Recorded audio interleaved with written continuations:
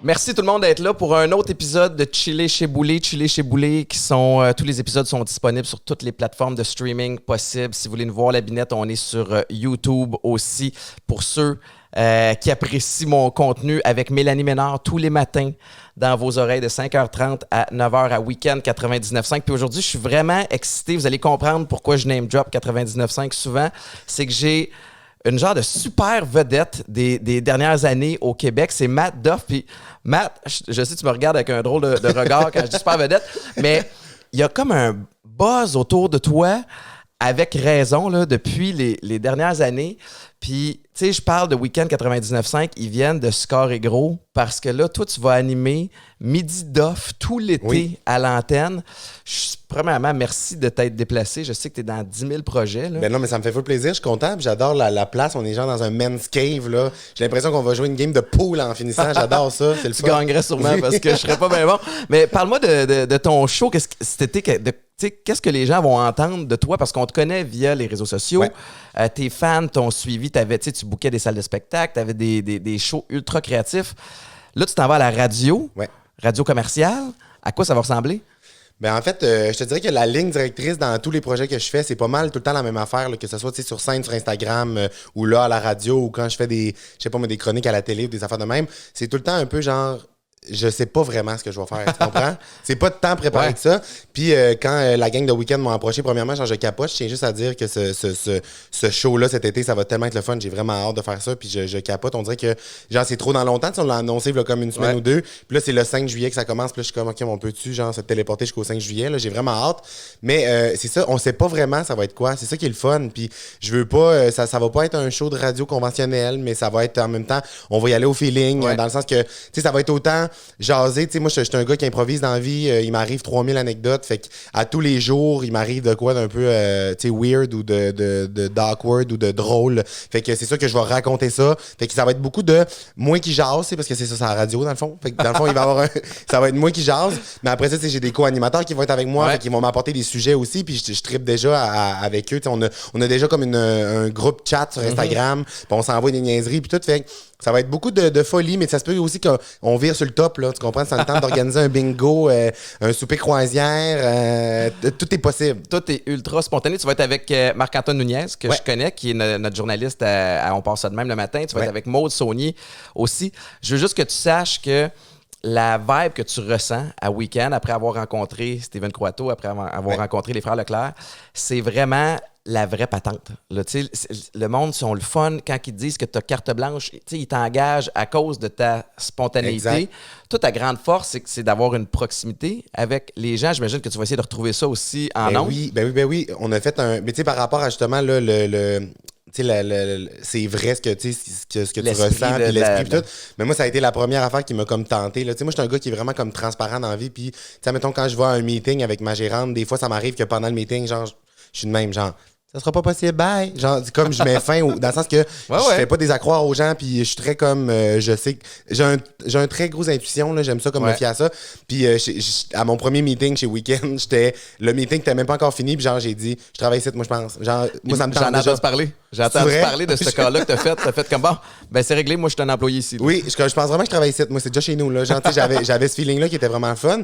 Puis j'ai vraiment hâte. Puis justement, avec Marc puis Maud, ça va être le fun. Je suis full content. Ça va être vraiment cool. Je pense que tu m'avais posé une question, mais j'ai oublié comme la question. On est parti dans la bonne vibe de Week-end. J'étais TDAH commotionné, moi, avec les années au foot. Fait que je l'ai oublié, ma question aussi. Attendez-vous pas genre du contenu qui se suit là, dans cet épisode-là. Là. Ça se peut que ça aille vite puis qu'on parte de toutes sortes de côtés. T'as parti déjà fort parce que, tu l'as dit, vous avez fait un brainstorm ou un pilote en ondes. Ouais. Tu sais, pour que les gens comprennent, quand tu bâtis un show de radio, nous autres, on l'a fait aussi il y a presque un an parce qu'on a presque déjà un tour de piste de fait. Nous autres, avec On passe ça de même, mais tu sais, c'est du temps, il y a du rodage. Après ça, tu sais, dans l'ombre, t'enregistres des shows qui vont pas en ondes, que tu réécoutes. Tu fais comment je pourrais faire ça? Toi, t'as dit, fuck it.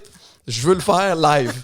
Exactement. Puis ça, c'est la preuve, c'est la preuve qu'il embarque dans mes folies puis que je vais passer un bel été. C'est que je leur ai dit ça, j'étais comme, tu sais, moi, j'ai jamais fait de radio. Moi, j'ai étudié en radio, tu sais, à Jonquière, en arts et technologie des médias. Mais j'ai pas fait vraiment d'animation radio, tu sais, à part comme l'été passé, tu sais, j'étais au Fantastique, mais c'était une petite chronique que je faisais. Ouais. Puis là, je prends vraiment comme le contrôle de ça. Puis j'étais comme, hey, je sais pas moi, comment ça marche, là. Genre, je l'ai jamais fait, fait qu'on l'essaye. Puis on dirait que faut vraiment que ça soit des contextes vrais pour que je m'amuse. Je suis pas capable de faker. Ouais. Si là, tu me dis, on fait une émission de radio, mais ça sera pas difficile, personne va l'écouter, mais je vais être comme, bonsoir. Je vais pas être pas dans le même. Je serai pas le même. Je serai pas dans le mode, tu sais, les vraies réactions, puis dans cette énergie-là. Fait que je leur ai dit, on pourrait faire une émission le soir, une émission genre à 10h, qu'on ouvre les micros, puis on sait pas ce qui se passe. Pour au pire, si je me plante, mais on recommence, puis part la toune, voir c'est quoi le piton. Si je veux parler à quelqu'un au téléphone, comment ça marche? Faut-tu que je branche mon iPhone? Comment ça marche?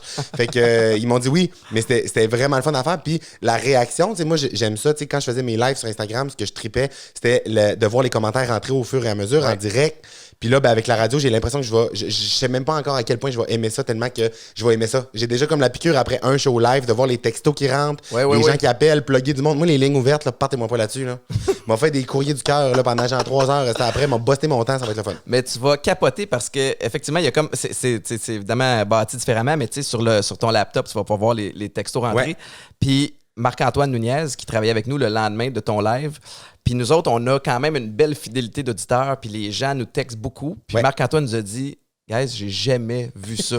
Pour ton live qui était à 10h le soir. Ouais. Tu sais, puis je pense que les gens, c'était tellement hyper puis solide ton premier show de Brainstorm Live que les gens ont eu de la misère à se coucher le soir. Mais c'était fou, là. J'ai vu la face à Marc puis à Maude quand on était comme en live, puis à Maxime aussi, tu sais, Maxime Roberge qui était là pour faire la console puis tout checker. Puis il en revenait pas. Quand on a commencé la messagerie texte, genre, il capotait, il en revenait pas. Puis j'étais comme, mais voyons donc, ils font tout ça pour me faire plaisir. Mais finalement, il était comme, non, on n'a jamais vu ça, là. Mais les gens qui me suivent sur Instagram sont vraiment comme très participatifs puis très comme fidèles, mettons. Ils sont impliqués. Ils sont vraiment impliqués puis ils avaient hâte puis c'est fou ce que ça crée. C'était vraiment le fun. Puis là, je me dis que je vais vivre ça comme à tous les midis, tout l'été, comme avec le beau temps, de la bonne musique. Genre, ça va... Je capote, je me pince. Dans un été où les gens sortent d'un an et demi de merde, puis tu sais, ils commencent à être déconfinés, il fait beau, il fait chaud. On se connaît pas beaucoup. Puis la première affaire que j'ai remarqué après qu'on se soit parlé quelques secondes, je me dis, t'as vraiment l'air de tu sais, le terme anglais, what you see is what you get. Oui, 100%. Tu sais, il n'y a pas de fake avec Matt Duff. Aucun. Puis c'est probablement et sûrement une des grandes raisons pour laquelle tu as un aussi gros following, les gens t'ont adopté. C'est quoi la démographie des gens? Quel type de personnes te suivent? Les gens qui me suivent, c'est vraiment, je te dis, comme... Premièrement, il n'y a pas de limite là, d'âge, là, dans le sens que comme, tu sais, ma plus grande fan, là, ma grande chum, là, elle s'appelle Yolène, elle a 70, là, mettons. Puis comme elle est là tout le temps, elle manque rien, mais autant qu'il y a du monde...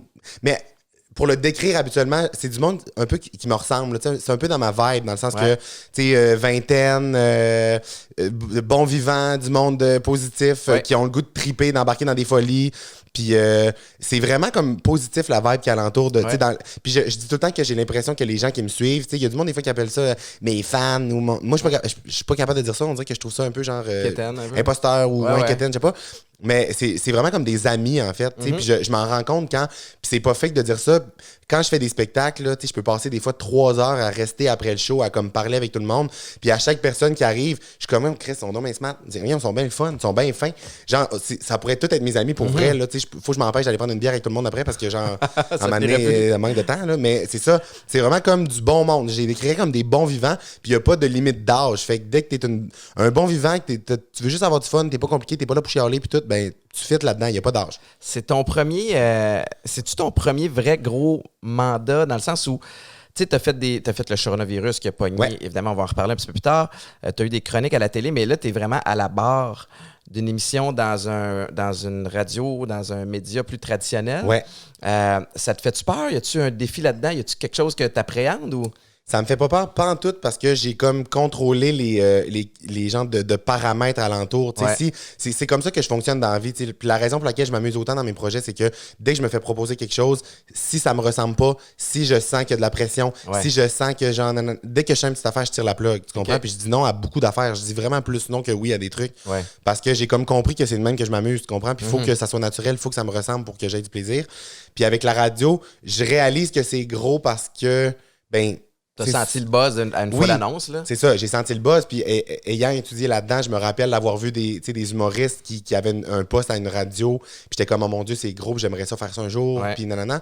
Puis là, ça arrive maintenant, fait que je sais que c'est gros, mais j'ai comme aucune pression parce que justement, c'est apporté dans vraiment des belles conditions. Ouais. Puis c'est drôle parce que avec Steven, genre tu sais, le boss à la station. Ouais, ouais. Le directeur du brand, là. Oui, le directeur du brand, ben, tu sais, c'est comme une joke. La première fois que j'ai rencontré dans le meeting, j'ai dit, gars, moi, genre, dans mon contrat, vous écrivez, moi, je veux pas de pression, hein.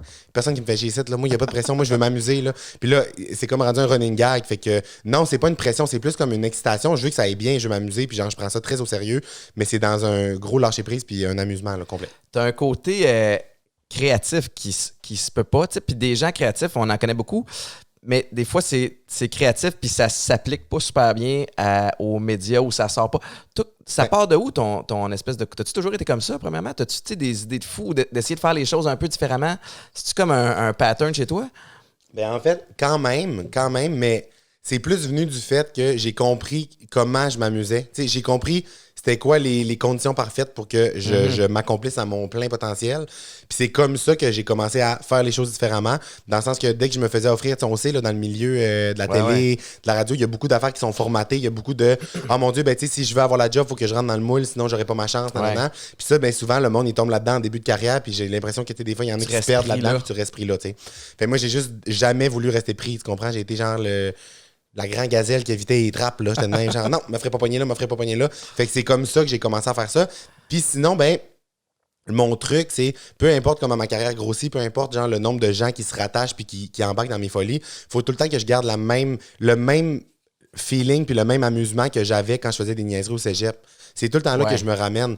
J'ai tout le temps fait ça, pousser des jokes trop loin, faire des niaiseries. Tu sais, au cégep, j'ai lancé un album de Noël. Tu comprends? J'ai tout le temps fait des niaiseries de même. Fait que je garde tout le temps ce feeling-là. Faut que je m'amuse, faut que je le fasse pour moi. Faut pas que j'essaye de faire rire le monde. Faut pas que j'essaye de comme faire un projet. Puis c'est en faisant ça que ça a fonctionné. L'authenticité, puis c'est quand même spécial que, tu sais, à l'ère des réseaux sociaux où tout le monde est, tu sais, tout le monde a une vitrine, puis tout le monde essaie de se mettre en valeur de la bonne façon. La meilleure façon de se démarquer, c'est juste être toi-même. De ne pas essayer de faire comme les autres. Je suis super excité de ce qui s'en vient cet été.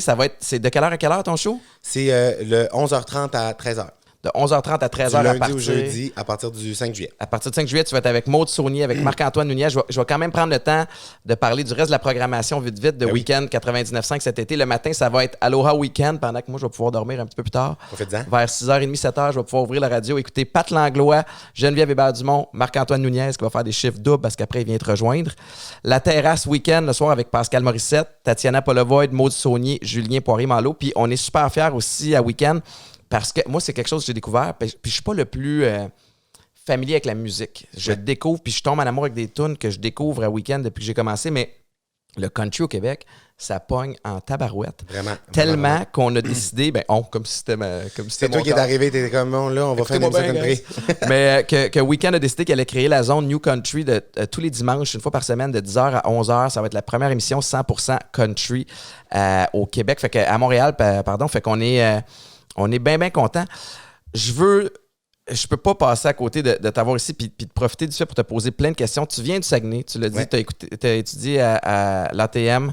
Tu rêvais d'une carrière dans les médias ou d'une carrière sur scène?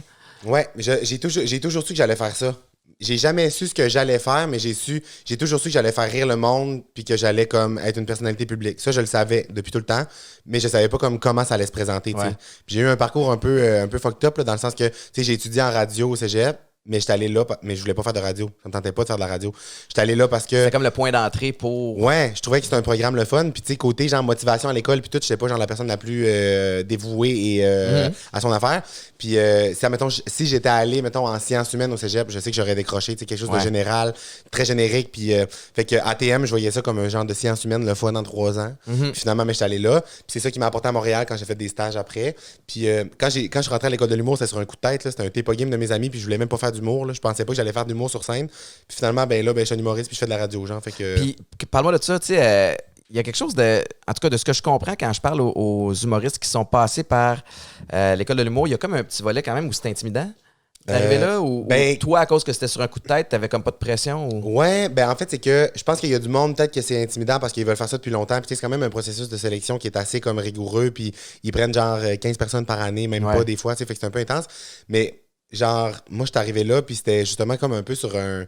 J'avais pas de grosse pression rattachée à ça. De mon Dieu, si je suis pas pris, genre, je suis anéanti, là. Fait que, non, c'est ça, mais c'est quand même intimidant dans le sens que c'est l'École nationale de l'humour. Depuis que je suis jeune, moi, j'entends tous les humoristes, tu sais, les noms qui sont passés par là. Comme, oh mon Dieu, c'est quand même, genre, réputé. Il y a des légendes là-dedans. Ouais, vraiment. Fait que c'était quand même comme intimidant d'aller faire les auditions et tout. Mais je l'ai tellement fait avec un laisser-aller que, genre, c'était pas comme trop intimidant. Puis quand t'es sorti de l'École de l'humour, après ça, qu'est-ce qui s'est passé?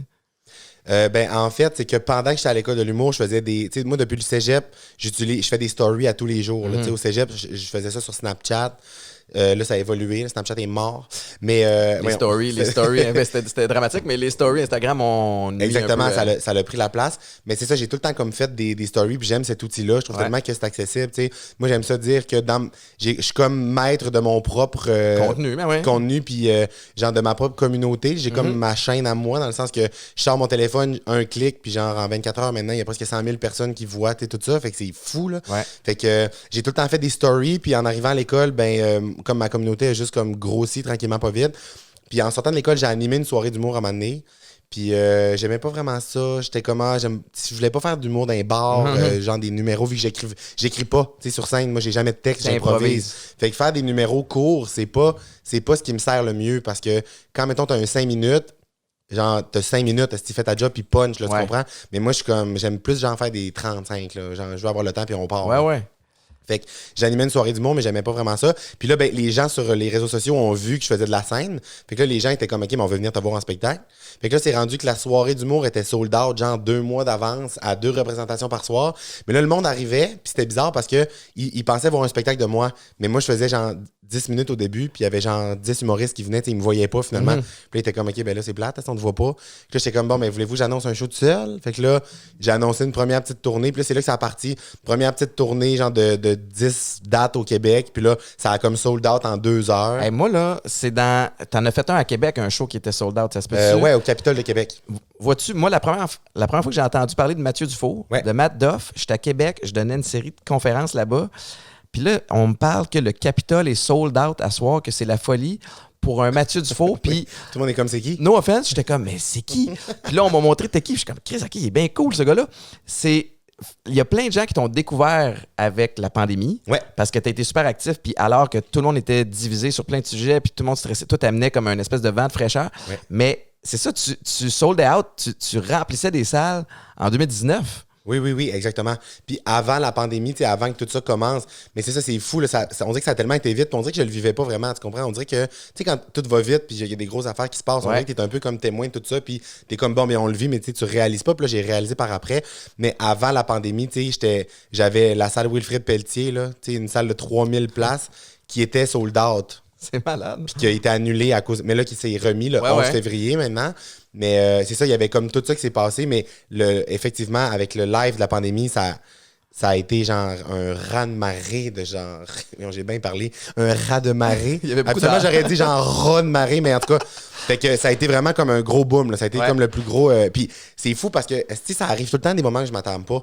Tu comprends? Tous mes succès, toutes les affaires qui se passent, c'est jamais comme... Hey, c'est pas comme si genre, c'est un projet que je me dis, hey, là, je fais un projet pour qu'il y ait un... C'est pas structuré depuis des semaines. Non, absolument pas. Tu sais, le Sharona, c'est un live que je faisais, puis j'ai parti ça sur ma toilette. Je sais pas si t'as su comment ça avait parti le Sharona. Conte-moi donc ça. Ben, le mercredi avant que la pandémie pogne, le genre 11 mars. Ouais. ben j'ai atteint 60 000 abonnés sur Instagram. Fait que genre, j'étais arrivé chez nous après un tournage, je sais pas trop. Puis là, j'étais comme, j'ai 60 000 abonnés, c'est débile. T'sais. Fait que j'ai parti un live, mais j'étais sur ma toilette, là, il était 11 h. Puis là, il y avait genre 3000 personnes de connectées. J'étais comme, il y a donc du monde. Fait que là, je suis comme, merci beaucoup, blablabla. Là, j'ai fermé ça. Puis là, le lendemain, j'ai dit, hey, si je calais un live d'avance, s'il y avait 3000 personnes à 11 h, genre ben random, imagine comment il y aurait du monde. T'sais. Fait que là, je me suis dit, hey, je vais le refaire demain. Fait que là, le lendemain, j'ai refait un live. Puis là, j'étais comme, on va le refaire l'autre lendemain. Puis là, c'est là que le lockdown a commencé. Tout a comme fermé. Puis là, le monde était comme, hey, ça fait du bien les lives à 9 h, on n'a plus rien à faire. J'étais comme, bon, on va continuer. Les jours, t'en as fait. Puis à Mané, écoute, même moi, j'ai participé à quelque part dans le confinement. Mais j'imagine qu'il a fallu que tu t'organises un peu. Tu bâtisses une équipe. Parce que, tu sais, un live Instagram, tu pars ton téléphone, tu pars le live. Là, Mané, il y a du booking. Oui, c'était vraiment rendu intense. Tu sais, dans la première semaine, quand on s'est mis à avoir genre un peu plus des invités puis tout, ben c'est moi qui s'en occupais avec ma gérante, tu sais, vite, mais c'était quand même intense parce que là, il fallait que je parle à tout le monde, je demande aux gens, là, quand ils acceptaient. C'est un job à temps plein. Ouais, c'est comme, faut que je leur dise comment se connecter, à quelle heure, blablabla. Mais finalement, la vie a tellement été bien faite à cause que la pandémie battait son plein puis plus personne faisait rien. Ouais. Dans le fond, il y a... Sylvie Savard, qui est dans le fond une ancienne comme attachée de presse, mais elle a été attachée de presse pour tous les plus grands humoristes, là, Louis-José, Jean-Marc, Parent, tout le monde. Là. Mm-hmm. Puis dans le fond, elle est rendue maintenant, elle travaille pour KO, puis elle est comme un peu gérante d'artistes et tout. Puis elle a de l'expérience de feu, elle connaît tout le monde, puis on se connaît bien. Fait qu'elle a dit, hey, je vais t'aider, moi. Fait qu'elle a embarqué là-dessus. Puis après ça, il y a Bertrand Exertier, qui est un de mes amis, qui est photographe maintenant. Qui était à Radio-Canada dans le temps, c'est ça? Oui, avant, il était recherché, c'était il a fait comme des gros shows là, de fou. Fait les deux ont embarqué avec moi, mais à ces deux-là, genre, on avait genre les contacts pour booker genre n'importe qui. Fait que là, ça a comme fait en sorte que c'est devenu vraiment comme pro. Puis c'est eux qui s'en occupaient avec ma gérante. Fait qu'on se faisait des petits meetings, on était comme telle date, on veut telle personne, nanana. Fait que là, on se faisait des listes. Puis là, mais tu sais, tout seul, je serais jamais arrivé à faire ça, là. Puis en même temps, pour toi, pour ta motivation, pour n'importe qui, d'avoir un projet, d'avoir quelque chose à faire à tous les jours, une espèce de rendez-vous, puis quelque chose que tu dois préparer, j'imagine que ça t'a permis de mieux passer à travers la pandémie que, tu sais, là, 100%. On annule les shows. Je sais pas si c'était comme ça pour toi, mais moi, au début, tu sais, téléphone, hey, on va repousser la conférence de la semaine prochaine. Ah, OK. Finalement, on l'annule. Puis là, tu vois tout ce qui tombe, tu fais, mais c'était tout mon mois et demi qui s'en venait. Puis là, je me retrouve devant rien. C'était angoissant. Comme, qu'est-ce que je fais? Mais ouais, mais moi, c'était ça. Mais c'est ça, je m'en ai bien tiré un peu parce que, tu sais, avant, j'avais des tournages télé qui finissaient un peu avant. J'avais comme une semaine de vacances au début de la pandémie. Fait que ça a parti comme relax. Ça m'a fait du bien que ça tombe un peu. Puis là, ben, quand j'ai vu que rien reprenait avant comme un mois ou deux, le Sharona, ça m'a tellement, tu sais. Puis là, ce qui est fou, c'est que je vois maintenant le après. Là, en ce moment, je vis le après Sharona où je rencontre les gens. Tu sais, j'ai recommencé à faire des spectacles. Le monde, ils viennent. Puis moi, j'aime ça rencontrer le monde après les shows. Puis là, avec la pandémie dans les salles, on peut pas faire de séances de jaser avec le monde puis prendre des photos. Fait que là, moi, j'ai dit au monde, si je m'entorche, moi, je vais vous rencontrer. Fait que j'ai parti les selfies au volant. Fait qu'après mes shows, j'ai vu ça. Le monde, ils se font un line-up de genre, il y a 100 chars. Puis là, moi, je parle avec chacun des chars. Puis on fait un selfie. Fait que ça, j'ai parti ça. Mais le monde, là, tout le monde me parle du Sharona. Puis c'est tellement beau ce que le monde me dit parce qu'ils sont comme, tu comprends pas comment te sauver. Mettons, ma pandémie, ça faisait tellement du bien. Puis moi, je leur réponds, genre, je suis pas pour être quétaine, mais est-ce que vous avez sauvé ma pandémie à moi aussi? Parce que ça m'occupait, puis j'aurais pas pu rien avoir à faire pendant un mois. J'aurais comme sûrement angoissé sur plein d'affaires. Moi, j'avais pas le temps, malheureusement, d'angoisser. À tous les jours, là, à 9 h, il y avait genre 10 000 personnes qui écoutaient mon affaire. Fait que j'étais comme... ça m'a tenu vraiment comme on, c'est ça, exact. T'as-tu été... tu sais, encore une fois, on se connaît pas beaucoup, mais t'as l'air d'un gars ultra positif, t'as l'air ultra fonceur. T'as-tu, comme tout le monde, des passes un petit peu plus rough dans la pandémie ou vraiment ça allait trop vite? Non, ça allait trop vite. Fait que genre, j'ai comme pas tant vécu. Puis je l'ai vécu, on dirait, au deuxième confinement. On dirait que je l'ai vécu sur le tard. Parce que pendant que tout le monde était arrêté, moi, genre, ça arrêtait pas avec le Sharona, ça clenchait, nanana. Puis après ça, je pense que j'ai comme eu j'ai été tanné, genre, du confinement puis des mesures, tu sais, un peu le genre de... Hostie, là, je t'aboute. Vraiment sur le tard, quand tout le monde était rendu comme habitué puis avait passé cette période-là. Moi, c'est comme plus tard que j'ai réalisé ça. Mais en même temps, ça a comme jamais arrêté non plus parce que dans le deuxième confinement, là les tournages télé étaient comme permis. Fait que, tu sais, à toutes les semaines, tu sais, mettons, j'avais la semaine des 4 juillet, j'avais Starac, ça arrêtait comme pas. Mais je l'ai vécu par après, un peu plus tard que tout le monde. Là, tout le monde était comme, ben... Mathieu, ça fait genre 3 mois qu'on fait plus rien. J'étais comme non, là. Moi j'ai jamais rien fait, là. Fait que je l'ai vécu sur le tard, mais ça a quand même bien été. J'ai pas eu je pense que je m'en ai sorti en me tenant occupé, je pense. Mais je comprends ce que tu dis quand tu dis que Mané, t'es tanné. Moi, tu sais, j'ai quand même une famille, je suis groundé, j'ai fait des niaiseries, je passais à travers. Tu sais, j'ai fait des thérapies, on m'a outillé. Fait que je me trouvais quand même bien équipé pour passer à travers la pandémie. Puis moi aussi, à l'automne, à mener comme une espèce de crise d'adolescence où je fais comme je suis juste écœuré que tu me dises ce que je peux et ne peux pas faire. Mais c'est ça, c'est à comme 100%. je suis pas déraisonnable dans la vie, puis c'est pas déraisonnable de vouloir voir ma mère, tu sais. C'est ça, exactement. Puis genre, je demande pas d'aller faire, genre, je demande pas de rouvrir Oshiaga la semaine prochaine. Là. Genre, non, je peux c'est ça. juste aller souper, genre, avec mon ami, là, mettons, là. Ouais. Mais moi aussi, c'était ça, puis c'est drôle parce qu'à un moment donné, j'étais comme, tu sais, c'est pas mon genre d'être, de chialer ou. Là, je disais à mes amis, j'étais comme, là, la gang. Je me suis surpris à un moment donné à dire cette phrase-là bien sérieux, OK? J'étais comme, là, la gang, si en septembre, ils reforment tout, je sors dans les rues, genre. Je sors dans les rues, je flippe des chars. Non, mais, tu sais, je ferais pas ça. Ben là, non, tout le mais monde, je sais bien, mais. L'image, c'était comme, non, c'est moi qui je vais faire des manifs, mais je ferais pas ça tout le monde. Mais peut-être, on en reparle. On verra rendu là. Mais En septembre. t'as un bel attrait pour le monde. Je vais passer à travers ton CV, là, parce que.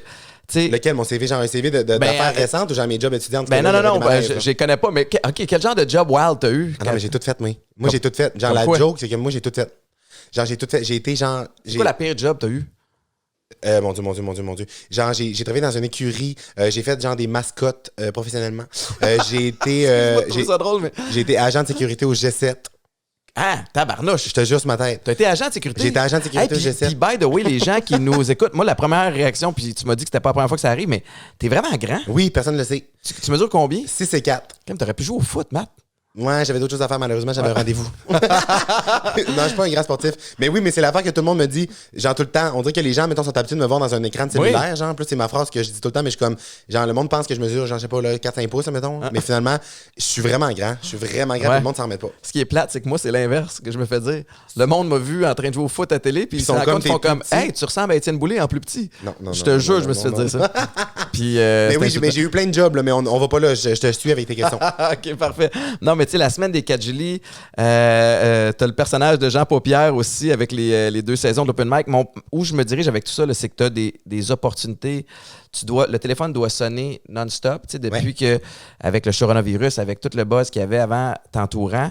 Puis, j'étais content tantôt, puis je veux pousser cette lignée-là, mais tu parlais de ton processus décisionnel pour des projets. Ouais. Tu y vas beaucoup au feeling. C'est quoi les questions que tu te poses avant de sauter à pieds joints dans un projet?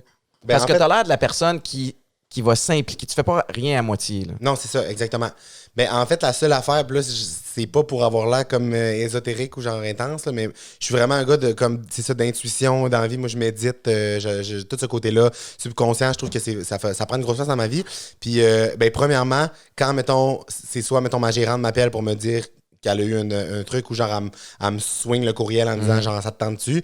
Puis en lisant, la première affaire, c'est genre j'ai-tu comme un genre de j'ai-tu une émotion? Je suis comme genre go ou genre tu sais fait que ça ment pas souvent. Ça ressemble à ça. Mais sinon après ça, c'est fou à quel point on pousse vraiment loin le questionnement, même quand mon premier feeling est genre oui, ça me tente. Mais après ça, il y a une grosse job de ma gérante de vraiment un gros travail de comme OK, mais c'est quoi les conditions? C'est quoi c'est quoi la liberté qu'il y a? C'est quoi? À quel point ça peut être castrant des fois dans certains projets, là, tu sais. Fait que ça ressemble à ça, c'est beaucoup ça. Puis à force, là, ça fait pas longtemps que je fais ça, je parle comme si j'avais 45 ans de carrière, mais à force d'avoir fait plein de projets, j'ai vu maintenant des affaires que sur ce projet-là, j'aimais ça, mais tu sais, avoir su, j'aurais dit ça, tu sais. Fait que là, tout, c'est avoir su, mais là, on les sait toutes maintenant. Fait qu'on a comme maintenant la recette genre idéale pour un projet. Fait que ma gérante Marie, puis les gens qui font le booking, mais à l'agence, ben, ils sont comme c'est ça, dans le fond. Puis ça peut avoir l'air, au début, ça me confrontait parce que je me suis rendu compte en parlant avec des gens où, justement, quand les gens me voyaient agir comme ça, ils disaient, genre, mais là, j'ai comme eu peur d'avoir l'air diva ou genre d'avoir l'air comme trop, tu sais, prétentieux. Bon, est-ce là, il y a un succès depuis un an, ce style-là, puis il commence à tout vouloir quoi faire dans un an. Puis finalement, je suis comme, ben non, je m'entorche. Je vais continuer de faire ça toute ma vie parce que c'est le même que je vais continuer à avoir du fun. Puis le monde, ils savent, tu sais, quand les gens m'appellent pour me booker, quand Marie-Ève leur parle, peut-être que la première pensée, c'est combien on appelle-tu pour booker Mathieu ou Céline, mettons? Ouais. Mais après ça, ben, quand ils travaillent avec nous, ben, ils s'en rendent bien compte qu'on fait pas ça pour on fait pas ça pour faire chier. Quand on arrive à une entente puis que tout est parfait, ben, on a tellement du fun puis les gens, on a le goût de retravailler ensemble puis on développe des belles relations. C'est gagnant, mais tu restes vrai à toi-même. C'est drôle, ça me fait penser, j'avais eu une discussion avec PL Cloutier qui est un influenceur sur YouTube puis sur les réseaux sociaux. Puis à un moment donné, PL commençait à faire des intégrations commerciales. Je sais qu'il y a eu des gros contrats. Puis Puis là, les gens, ils disaient, ben non, mais dis-les pas de même, tu sais, mais fais-les pas comme ça. Mais il dit, mais je suis comme ça, tu sais. Fait que si vous m'engagez moi, engagez-moi pas juste à cause que j'ai des centaines de milliers de personnes qui me suivent, vous m'engagez pour ma personnalité, tu sais.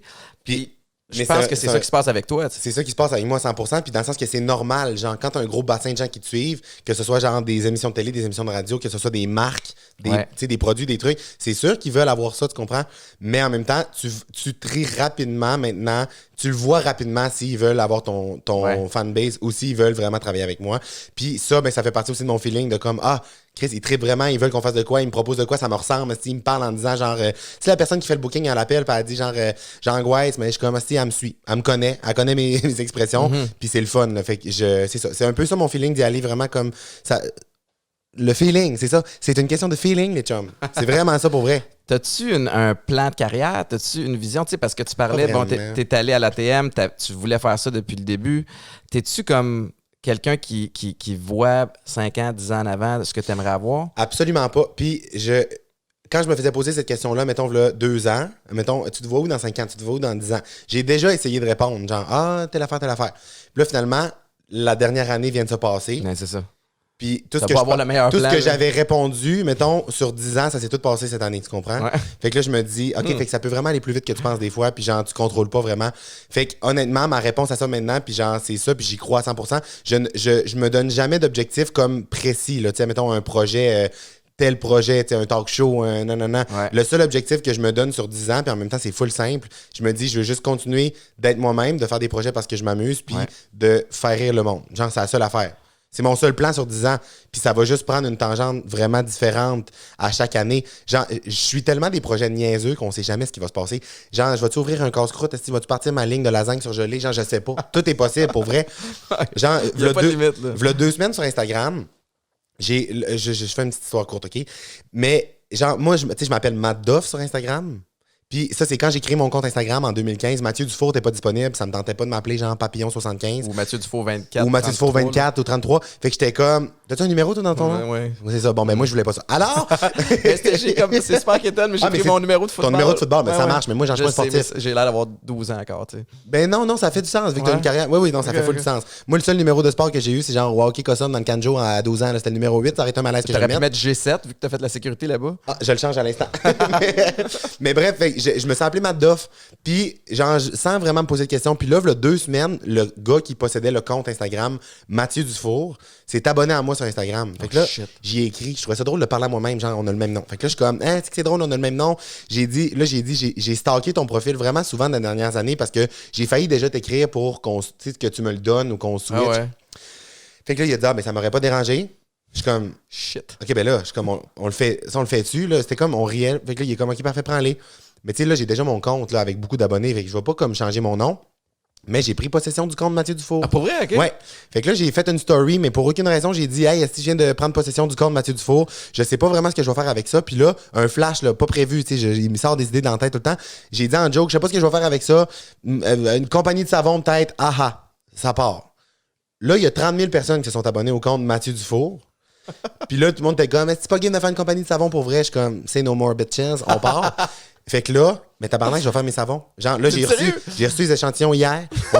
On s'est associé avec une compagnie qui prennent des genres de fruits recyclés pour faire ça. Okay, c'est éco en plus. Mais c'est éco pis tout. Mais moi, il n'y a rien qui me motive de plus que ça. Quand le style joke de savon est arrivé dans ma vie, genre la radio, les tournages, j'étais comme, c'est plate. Je voulais faire des savons, j'étais rendu savonnier, moi, tu comprends? J'aime ça, les estis d'affaires qui sortent de nulle part. Fait que c'est pour ça que je te dis que je peux pas prévoir sur 10 ans qu'est-ce que je vais faire parce que t'es sérieux avec Dieu la lasagne, sait où je vais être dans 10 ans.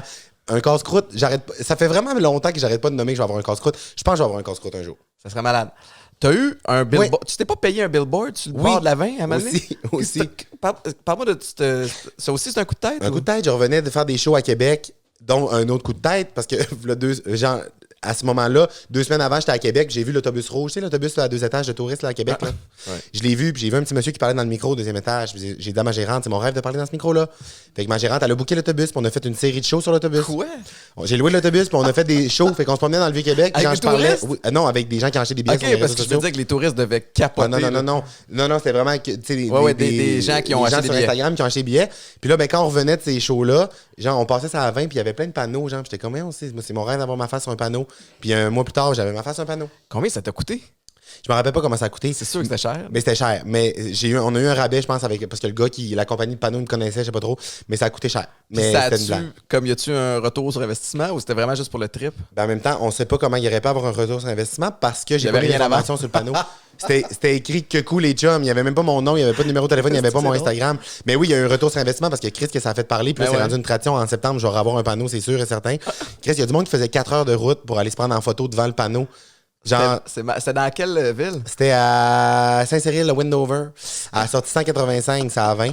Puis à un moment donné, genre, on est reparti faire des shows à Québec, puis je t'ai arrêté, genre, cacher des cadeaux sur le coin du panneau. Ouais. J'étais comme une story, la gang, j'ai laissé de la merch sur le coin. Ouais, tu as créé une espèce de chasse aux cadeaux. Oui. Québec-wide, là. Oui, c'était débile. Le 25 décembre au matin, il y avait 100 cadeaux cachés partout au Québec, mais genre aux Îles-de-la-Madeleine, en Gaspésie, au Saguenay, genre partout. Puis les gens qui trouvaient ça, il y avait un chandail spécial, genre qu'on limited edition, avec ma face puis genre un chapeau de Noël.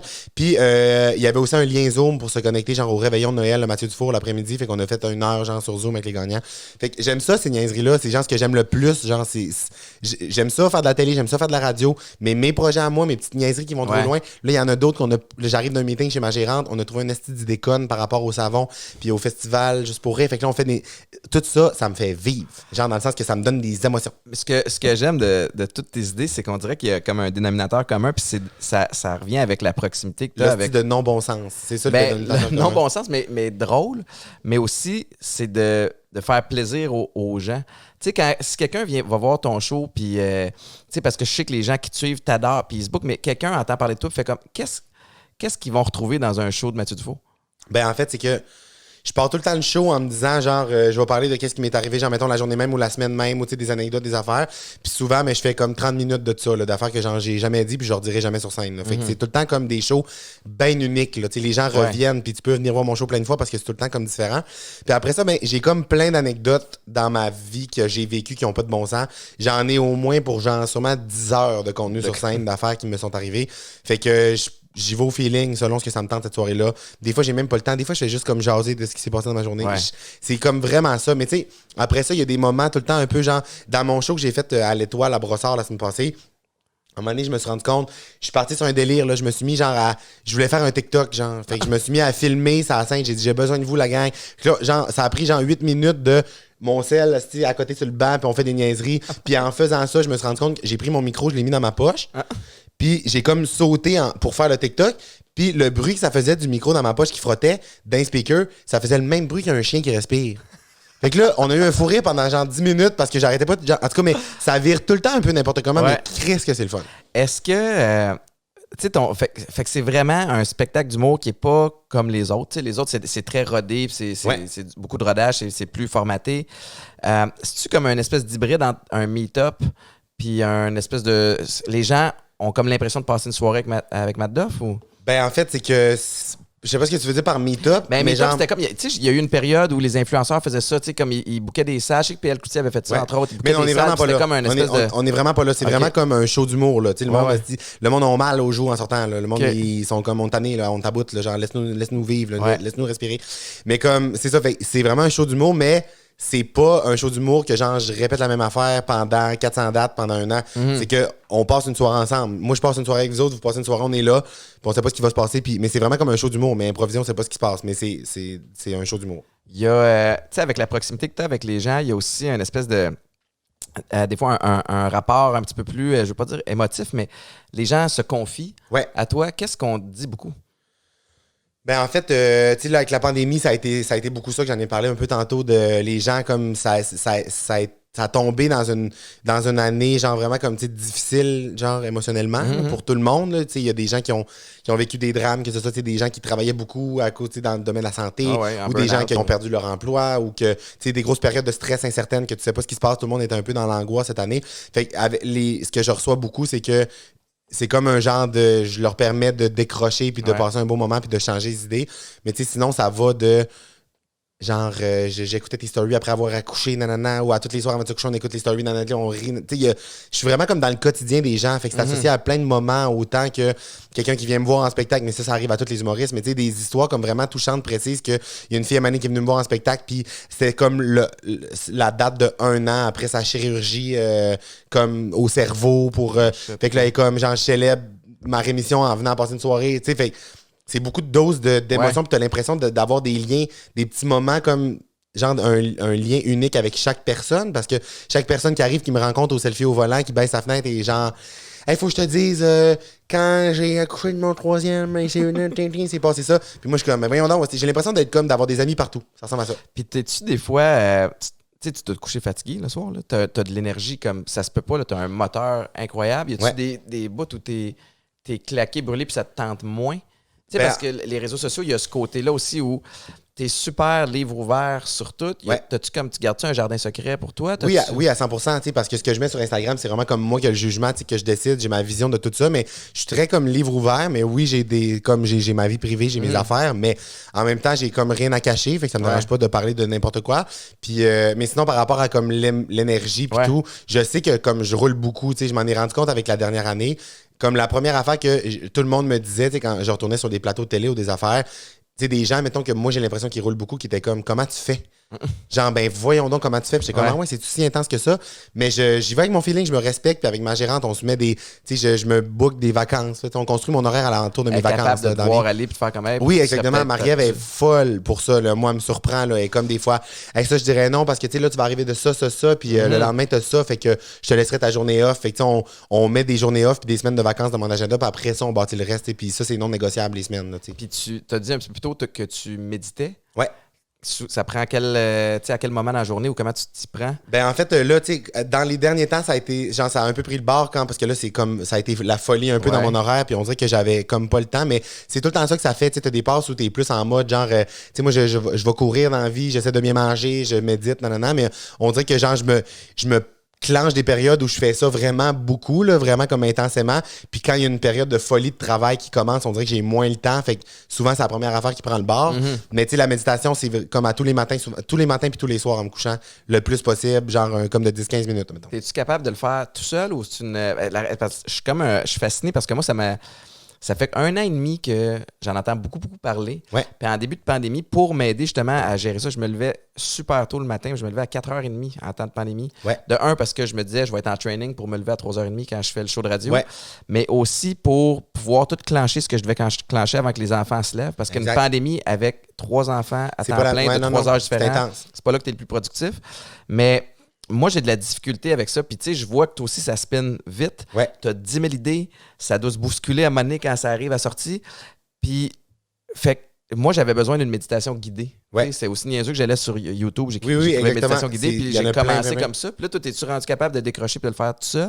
Oui, à 100%. C'est que j'alterne, en fait. J'y vais selon mon feeling, là, dans le sens que soit je fais des méditations guidées sur YouTube, soit je fais juste prendre un genre de comme 10 minutes à juste comme rien faire, respirer. Puis juste comme dans ma tête, tout ça, je suis rendu maintenant capable de comme slacker mes pensées puis tout.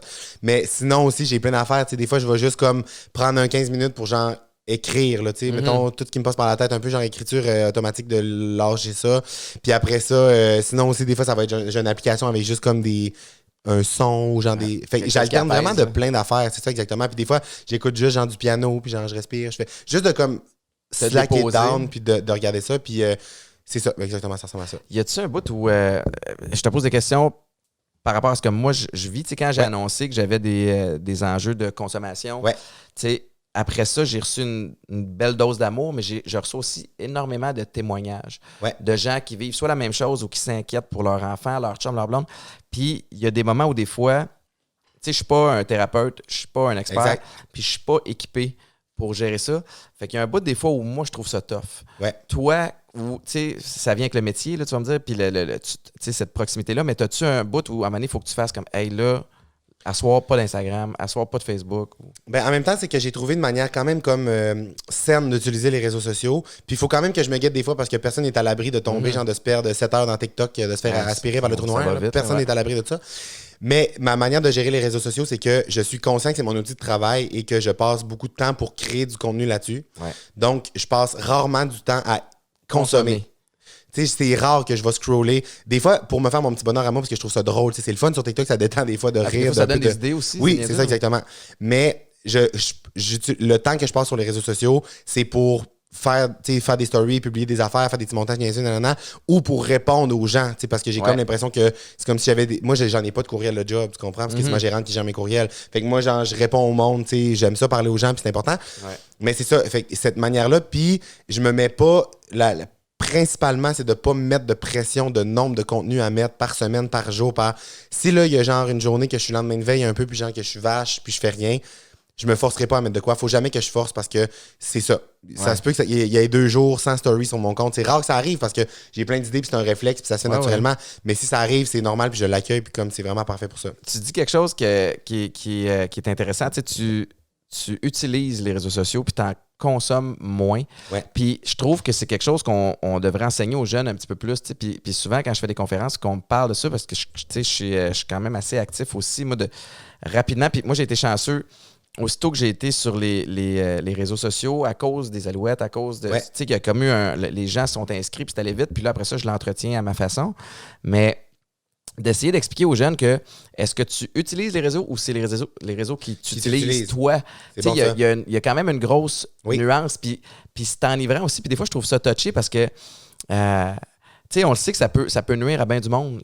Où tu te situes par rapport à ça, tu sais, les réseaux sociaux face aux jeunes, face à... Tu sais, ma fille a 7 ans, puis elle sait c'est quoi TikTok, tu sais, elle est capable d'aller sur mon téléphone puis d'aller scroller. Il y a un côté cool. C'est comme dur de répondre à cette question-là parce que c'est comme dans n'importe quoi dans la vie, tu comprends? Il y a tout le temps genre un dark side, là, de la médaille, dans un peu n'importe quoi, Puis on dirait que je me dis que dans ma vie à moi, comment moi je l'utilise, c'est comme quand tu regardes ta bulle à toi, là, ton utilisation, les répercussions que ça a pour toi, c'est facile de dire hey, les réseaux sociaux, c'est tellement positif, tu rejoins des gens, c'est positif, non, c'est le fun, c'est cool, moi, c'est ma carrière, c'est le fun, Mais après ça, t'es comme, est-ce qu'il y a de la merde, ces réseaux sociaux, puis est-ce que c'est comme que ce soit comme l'intimidation, que ce soit la dépendance, que ce soit les complexes que ça peut créer. Il y a tout le temps un enjeu négatif dans un outil, tu sais, à quelque chose. Fait que, d'un côté, je trouve ça le fun de promouvoir le bon, parce que moi, je l'utilise pour du bon, tu sais, puis je sais que ça fait du bien aux gens, puis les messages que je reçois souvent, c'est « Hey, dans la marée de négativité, puis de nanana, ça fait tellement du bien d'avoir genre ça. » Fait que moi, je mets ça de l'avant beaucoup, puis j'essaie de pas embarquer dans les côtés négatifs, puis de pas en parler, puis de pas les mettre de l'avant, parce que je sais qu'ils sont mis de l'avant dans vraiment beaucoup de places. Puis moi, je contribue à ma façon dans le positivisme, tu comprends? Mais ça fait pas en sorte que je suis naïf puis que je ferme les yeux sur ce qui arrive de négatif. Non, ça existe, tu sais, mais... Je sais que ça existe, puis dès que je peux faire de quoi, je vais le faire, puis si je peux donner des conseils, j'aime ça le faire, mais je focus sur le positif. C'est vraiment ça que je fais. Puis il y a eu... c'est drôle, hein, parce que toutes les personnes qui ont beaucoup de gens qui les suivent sur les réseaux sociaux reçoivent parfois de la haine ou il y a des messages de merde qui se faufilent là-dedans, des commentaires qui sont... T'en reçois-tu? Moi, j'en ai pas. Je suis vraiment comme, tu sais, puis je te dis, j'en ai pas, mettons, là, dans un an. Non, mais tu te mouilles pas tant non plus. Non. C'est correct dans le sens où c'est pas toi là, d'aller te prononcer sur une affaire politique. Mais après ça, si, admettons, il y a aussi un côté que je trouve intéressant. Exemple, là, moi, j'ai des amis qui sont, sont influenceuses, puis ils reçoivent un commentaire négatif, ils vont le screenshotter, ils vont le mettre en story, ils vont en parler pendant 7 frames de story. Tu lui donnes l'importance. Mais tu lui donnes de l'importance, puis tu le crées la place aux autres pour qu'ils viennent t'en lâcher de la merde dans les commentaires, tu comprends? Ouais. Tandis que moi, genre ça je le fais pas, j'en reçois pas aussi, tu sais, je me pince dans le sens que je pense que j'ai créé quelque chose de comme positif, un mouvement de comme le fun de... Ben, ta communauté, on ça est veut pas dire là. qu'elle est engagée pour vrai, les gens viennent parce qu'ils t'apprécient, Exactement. pas pour zioter, voir, il va-tu se mettre dans la merde. Puis après ça, c'est sûr qu'il va y en avoir, mettons, du monde qui vont venir pour ça, mais honnêtement, j'en reçois pas de messages de monde qui viennent comme m'écrivent des... Ouais. J'en reçois pas. T'sais, les seules affaires pour vrai que je vis là, de négatif sur les réseaux sociaux, c'est, mettons, quand je suis à la semaine des 4 juillet, quand je suis à Starac, quand je fais un podcast quelque part, puis que ça sort sur des grosses plateformes, mettons, une personne qui va écrire genre « Je ne l'aime pas ». OK, Daniel, mais encore... Tu comprends? Mais oui, c'est vraiment ça. Puis je suis comme, ben, ça me dérange pas, puis c'est normal. Puis après ça, faudrait partir aussi sur une autre affaire de comme... Ça, c'est de quoi que j'arrête pas de mettre de l'avant ces temps-ci, mais c'est de quoi qui me fascine, ce côté-là de... OK, pourquoi toi, Daniel, tu vas... Pourquoi, mettons, le fait que je m'amuse puis que je sois dans le gros positif puis que genre je réussisse, ça te fait chier, puis pourquoi tu vas jusqu'à écrire ça? C'est fascinant. Daniel devient là un genre de bête qui me fascine. Ouais. Fait que je me dis pas genre, oh non, Daniel, même pas, je suis comme... Daniel doit être malheureux. Il va bien mal. Ouais, oui. Il va bien mal. Fait que ça me fascine plus que d'autres choses, c'est que ça m'atteint pas. Je m'entorche un peu, tu comprends? Ouais. Puis, t'es bon, parce que c'est pas tout le monde comme ça. Tu parles de tes amis influenceuses, puis tu sais, moi, j'ai... Encore une fois, j'ai 38 ans, je suis un père de famille. Puis c'est cave, mais je vais faire une publication. Il va y avoir 1000 gentils commentaires. Ouais. Puis un commentaire qui ne se peut pas, qui est complètement déplacé. Puis comme un cave, j'accroche sur ce maudit commentaire-là. Tu sais. Mais c'est sûr que j'accroche. Puis ça m'est arrivé des fois de vivre des moments où, genre, comme que ça me challenge et tout, mais c'est vraiment ça de. Faut que je décroche. Ouais. Puis on dirait que peut-être que c'est une protection mentale aussi là, que je me suis créée, là, de me dire genre ce monde est malheureux, genre, mais c'est ça pour vrai. Je sais que c'est ça profondément, fait que ça m'atteint pas vraiment. Puis après ça, je réponds dans le sens que je suis pas comme en mode genre ah mon Dieu, tu me fais un commentaire négatif, genre je vais comme tu sais, le Daniel, j'étais comme OK. Puis là, j'étais comme, il me dit qu'il m'aime pas, fait que je m'entorche, mais après ça, c'était par rapport à l'affaire de Weekend, je me rappelle, c'était sur une publication de Weekend, puis il a dit genre je l'aime pas lui. D'accord. Fine. Puis là, après ça, il a répondu à une affaire. Ce qui me fait chier, c'est que les stations de radio volent la job de vrais animateurs qui ont étudié là-dedans pour donner ça à du monde vide qui ont juste des abonnés sur Instagram. Il a répondu ça. J'étais comme, ah, pour petit Daniel, premièrement, tu parles à travers ton chapeau, dans le sens que, comme, je sais que je fais une bonne job d'animation, j'ai étudié là-dedans. Puis je sais que mon contenu, c'est pas vide. Exactement. Fait que, genre, je suis comme, OK, parfait, Daniel, t'es ranci. Mais là, après ça, genre, j'ai répondu à son commentaire. J'étais comme, coucou, Daniel, je suis diplômé d'animation radiophonique en 2015. Hihi, bye, bonne journée. Il a supprimé son commentaire, là. Ouais. Tu comprends? J'étais comme, c'est souvent comme ça. correct, Daniel, là, c'est pas grave. C'est vrai. Je t'aime, Daniel. Pour vrai, Daniel, écouterait ça en ce moment, je serais comme, je veux savoir c'est quoi ta vie. Appelle-moi, on va jaser, Ouais. genre. J'ai déjà, genre, envoyé des messages vocaux. Il y a une madame à un moment donné qui m'avait envoyé des messages. Elle avait fait un commentaire, genre, super intense, genre, je me rappelle pas de quoi, mais genre, super non nuancé, comme trash. Puis j'avais envoyé un message vocal, j'étais comme, allô Sylvie? Ah non, elle m'avait envoyé un message privé à moi. Puis j'étais comme, ah, sur mes cheveux. Elle m'avait envoyé un message sur mes cheveux, c'est ça. C'est drôle, une madame qui m'écrit tout le temps sur mes cheveux. Genre, elle est fière de moi, elle m'écrit, elle aime mes projets, mais tout le temps, genre, coupe tes cheveux.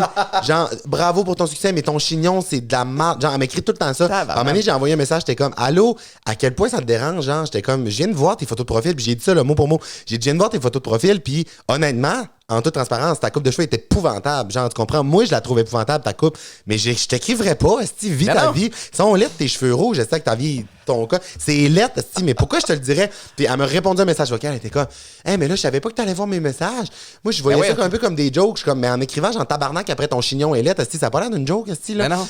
Fait que genre, j'ai répondu ça, puis finalement, elle était comme, ah, ok, bye, on se reparle à nos jeux plus tard. J'étais comme, OK, bye. C'est un drôle de. Ça, c'est probablement le monde qui croise, tu sais, des comédiens qui ont été méchants dans une série puis qui pensent qu'ils sont méchants dans la vraie vie. Mais c'est ça. Mais il y a comme une drôle de.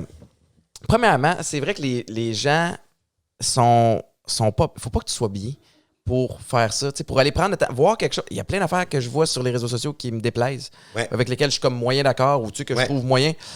Mais je continue ma route. Tu sais, là, au lieu d'aller prendre le temps dans ma journée de m'installer, rédiger quelque chose, pas checker mes fautes. Souvent, ça, souvent. Puis là, après ça, peser sur scène. Puis les quelques fois, c'est con, hein, mais les quelques fois où j'ai décidé de répondre à des commentaires de merde, sais-tu quoi? Ça pourrit le reste de ma journée. Parce qu'après ça, je vais aux 10 minutes voir, y a-tu répondu? Exactement. Il a répondu. Exactement. La seule affaire que je réponds moi, dans la vie, c'est soit genre une affaire, c'est ça, une petite madame qui fait une affaire, puis là, Tu réponds avec de l'amour. Oui, de l'amour. J'étais allé à stalker, j'ai vu qu'elle venait de prendre sa retraite. Je suis comme, hey, je viens de voir que t'avais pris ta retraite. Profites-en. J'espère que gentil, ça va mettre du positif dans ta vie. J'ai envoyé ça. Elle était comme, merci. Elle était contente, j'ai dit ça. Finalement, mais j'en ai parlé aussi. C'était intéressant, mais j'étais avec Roxane Bruno hier, puis j'en ai parlé, puis elle était comme, inévitablement, à un moment donné, il va falloir qu'il y ait de quoi qui se fasse. Parce que, mettons, là, tu vois quelqu'un dans la rue, tu vas lui coller un coup de poing dans la face, genre, il y a un recours, là, c'est ça. Tu vas avoir des conséquences. Mais là, de faire des gros crises de commentaires trash haineux, genre, sur les minorités, sur genre, un ethnie différent, une orientation sexuelle, là, ça marche pas, là, tu comprends? Puis, en tout cas, non, puis il n'y a plus de nuance dans rien. Ouais. On peut plus avoir une espèce de discussion comme. Puis il faut avoir une opinion sur tout de suite. Tu sais, des fois, comme, Étienne, qu'est-ce que tu penses de telle affaire? Hey, sais-tu quoi, je le comprends pas, le dossier. Moi, je me cache pas que justement, genre, je prends pas cette. Tu comprends? Je prends pas cette position-là parce que je sais que je suis pas. Souvent, quand un enjeu arrive, je suis comme, hey, malheureusement, je ne suis pas équipé. J'ai pas les connaissances. Je sais pas, je suis pas la meilleure personne pour en parler. Puis ça a souvent été ça, des fois, de comme, tu parles, c'est pas correct ce que tu fais. Tu parles pas, c'est pas correct ce que tu fais. Fait qu'il y en a comme pas de juste au milieu. Fait qu'il faut juste pas. Faut tenir son bout, je pense. Il y a un bout avec les aussi, mais tu dis, il faudrait que les choses changent. T'sais. Premièrement, que chaque compte soit lié à une vraie personne. Ouais. Tu sais, qu'une personne ne puisse pas avoir, mettons que tu pourrais avoir un compte corpo puis un compte perso, OK, ça va, mais qu'il y ait une espèce de validation de l'identité de la personne. À 100%. Parce que là, c'est ça, le monde qui se cache derrière une fausse identité, ça devient comme dur à retracer puis tout. Mais je pense que c'est ça, c'est un gros...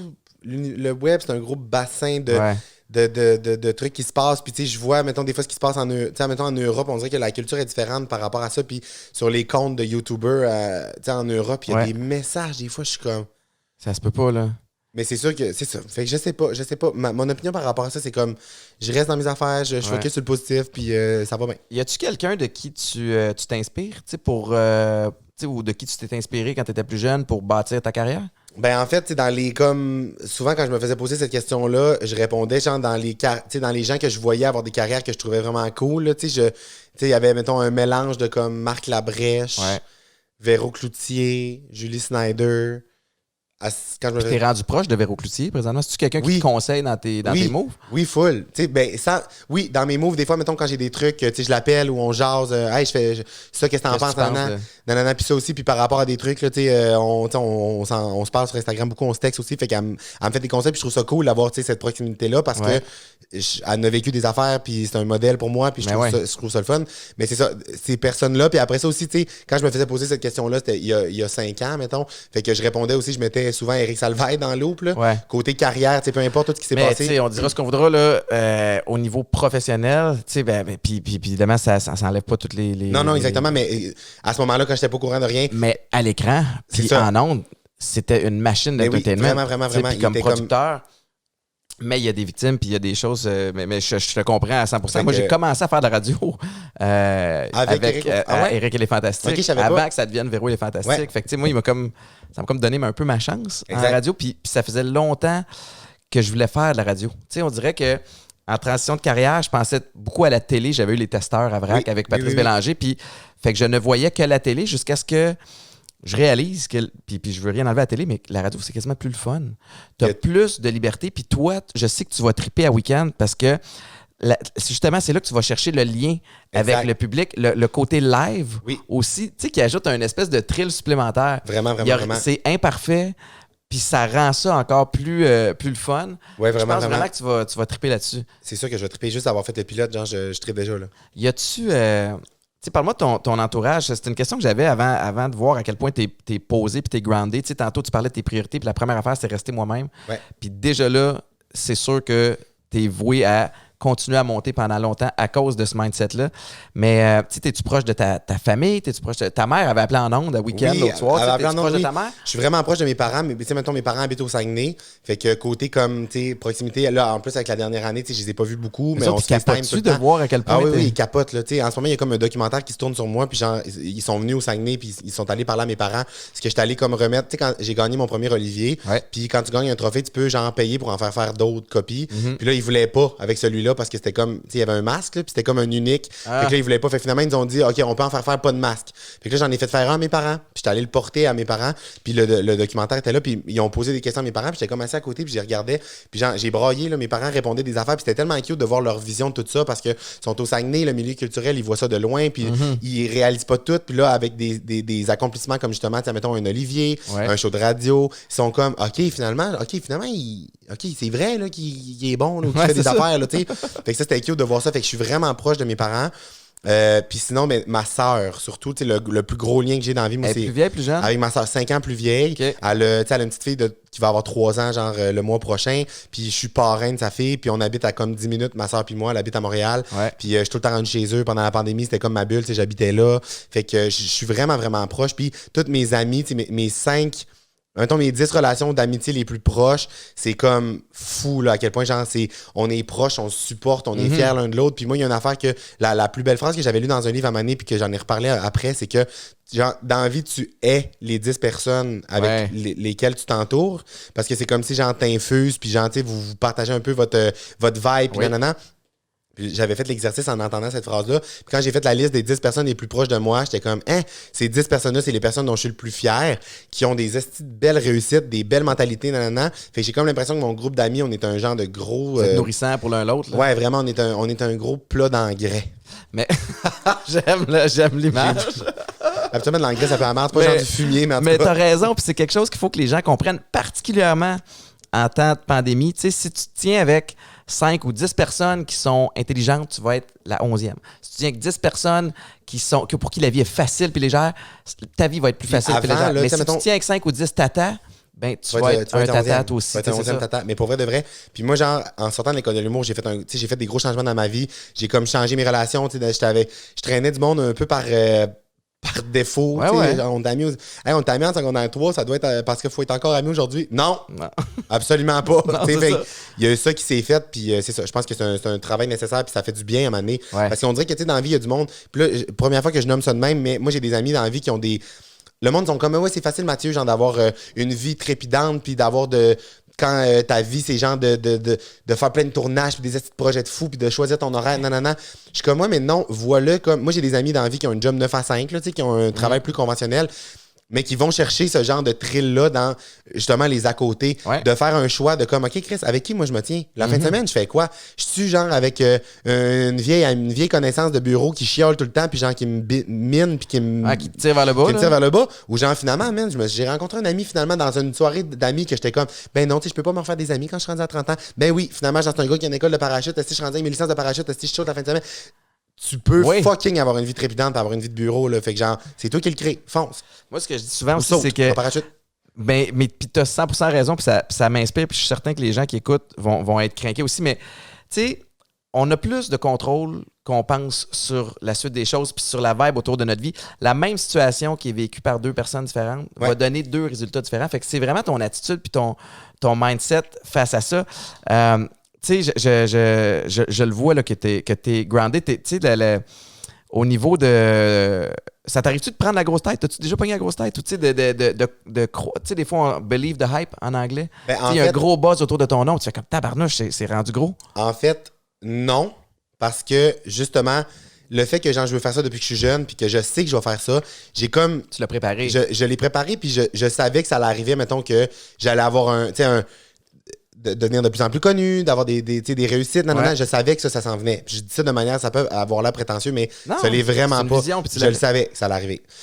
Ce qui s'est passé, c'est que j'ai padé. Genre, je me suis dit, c'est niaiseux, là, mais genre, si je suis arrivé, là, moi, à Montréal, il y a 5 ans, puis j'étais comme recherchiste, là, à Rouge FM, là, tu comprends? Fait que je croisais, là, des stars, là, genre des vedettes, là, québécoises, là, tu comprends? Puis j'étais comme, oh mon Dieu, OK, elle est devenue grosse. OK, ah non, son attitude, non. J'étais comme, moi, je serais pas ça. Fait que j'ai toujours comme padé ça, tu comprends? Ouais. Fait que j'ai toujours su que j'allais pas avoir la grosse tête auprès des équipes, auprès du public, nanana. Mais il y a une affaire que j'avais pas prévue. Je me suis rendu compte que, vu que je suis bien entouré, que justement je suis proche de ma sœur, puis que jamais c'est impossible, ils vont jamais me laisser partir, là, tu comprends? Genre, ils vont me casser une chaise dans le dos avant que je devienne une mauvaise personne. Mais dans la dernière année, il y a eu 3-4 moments où genre je me suis dit, hostie, c'est en train d'arriver avec mon équipe. Avec ma gérante, avec genre Julie, ma directrice de tournée, Guillaume, comme un peu directeur de comme image de marque, tout ça, nanana. Que là, je me suis rendu compte qu'on est tellement proches, on se dit tellement tout, on est tellement rendu avec des standards de booking, de ci, de ça, que là, à un moment donné, genre, je suis assis sur le patio de ma gérante, puis là, je fais des affaires, nanana, puis là, elle me dit genre, ah ouais, il y a telle affaire qui t'ont appelé pour telle affaire, puis là, j'y réponds à elle, genre, ouais, qu'est-ce que tu me niaises-tu? Mais je m'en ai rendu compte moi-même. Je me suis dit, la gang, je suis en train de devenir une marde. Non, je deviens une marde. J'étais comme, j'en reviens pas, puis genre, j'ai eu une conversation avec ma gérante, à un moment donné, on était un peu pompette dans un hôtel après, genre un show, puis genre, j'ai pleuré. J'étais comme, je peux pas croire que je t'ai regardé pendant même pas 5 minutes, puis que je me suis dit, genre, c'est à cause de moi qu'il y en a de la job.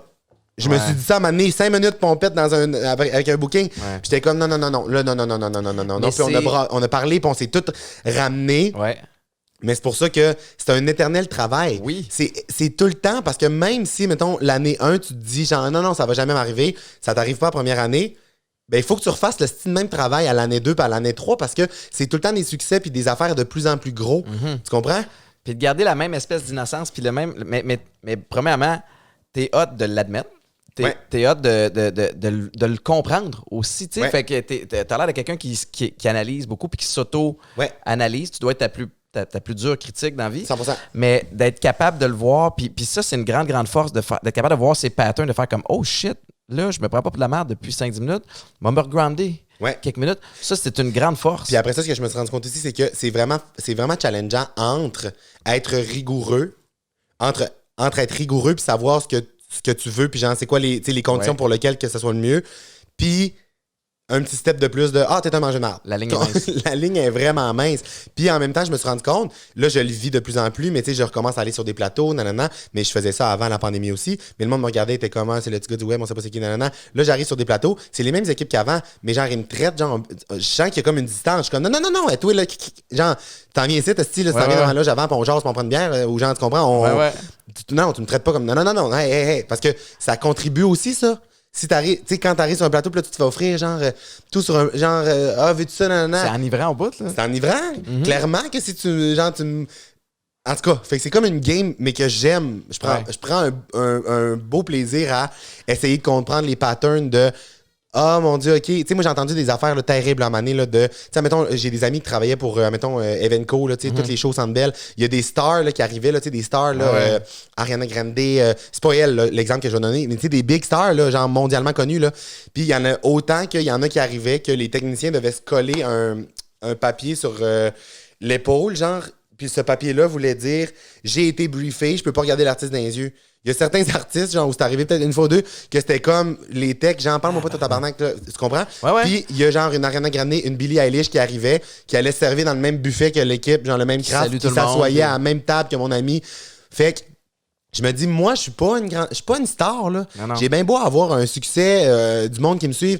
Genre, moi, je réfère tout le temps à ce genre, il y a du monde qui sont Ariana Grande dans la vie. Il y a du monde qui sont Céline Dion puis qui restent fucking smart. Fait que genre, je suis qui, moi, tabarnak, pour aussi. Mais c'est drôle ce que tu beaucoup dis là. Vrai, mais désolé, non, mais c'est correct, c'est un podcast. Parfait. Mais, non, mais sur les plateaux de tournage, les grands plateaux de tournage aussi, je pense que c'était Eddie Murphy, un des acteurs qu'on disait, lui, sur un plateau de tournage, tout le monde est briefé. Tu peux pas lui adresser la parole, c'est impossible. Mais tu n'as pas le droit de. Il faut que tu regardes à terre quand tu le croises. Hey, c'est quand même. C'est épouvantable. Ça se peut pas. Puis c'est quoi? Mais t'as vraiment la bonne attitude. Puis, tu sais, on a tous entendu parler de certaines vedettes québécoises, tu sais, aussi plus locales, qui se prennent pas pour de la merde. Puis je trouve qu'on est dans une période où, heureusement, il y a tellement de gens talentueux et gentils qui veulent travailler que tu peux plus te permettre dans la vie de devenir cocky.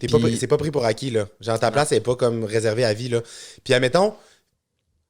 J'ai quand même, tu sais, je te dis l'affaire d'un loge, nanana, j'ai quand même des trucs, là, dans le sens que quand j'étais en spectacle, là, 5 minutes avant ou 10 minutes avant le show, là. Ouais, ben oui, mais t'as des. Genre, crissez-moi une paix, là. Genre, dans le sens que c'est pas le temps que la personne de la salle vienne me tu comprends? Mais ça, c'est juste, je pense que c'est juste normal, c'est une méthode de travail, mais avant, jason, ayons du fun.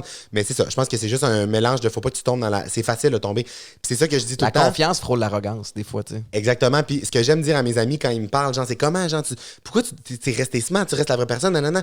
Je suis comme la gang. Genre, j'avais tellement hâte que tout ça arrive, là. Puis j'aime ça analyser tout ça. J'aime ça analyser dans la vie. Moi, genre, j'aime ça, là. Puis je suis comme, je vois toutes les pièges où le monde se sont mis les pieds dedans pour devenir prétentieux, arrogant, méchant, gossant. Ouais. J'y vois toutes. Quand tu te fais, c'est ça, tu te fais traiter tellement comme, t'as tellement des privilèges que c'est vraiment facile de tomber là, mais voilà, je n'y tomberai pas. Mais t'es inspirant, Matt. Merci beaucoup. Écoute, y a-tu de quoi que tu veux plugger? Y a-tu de quoi que tu veux dire? Mes savons. Peut-être mes savons. Ouais, sont-ils en vente, là? Sont-ils sortis? Non, c'est vrai, même pas. Honnêtement, j'ai rien à plugger. Si les gens... merci beaucoup d'avoir comme écouté les gens qui me connaissaient pas. J'espère que vous avez passé un beau moment. Puis, si vous voulez, ça se passe... La seule affaire à plugger, c'est mon compte Instagram.